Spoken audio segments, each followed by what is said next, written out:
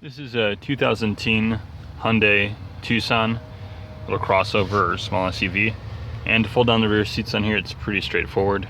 It's a little black pull here. We're starting off on the driver's side. It's a little pull there. If you pull, see it folds down 1/3 of the middle seat there, or back seat I should say. See if we go around back, you can see it creates a pretty flat surface, but we've got to go around. Passenger side, there's a second pull here, another small black pull. Pull that, folds down that seat. You can see it's now totally folded down flat.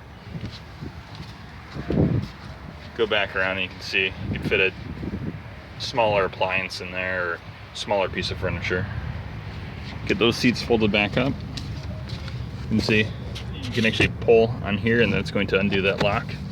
And that will allow you to actually, there we go, fold up the seat 2/3, and we can go back around to the driver's side and complete that process. And you can just make sure it's folded all the way back, reclined back there. All right, thanks a lot for watching.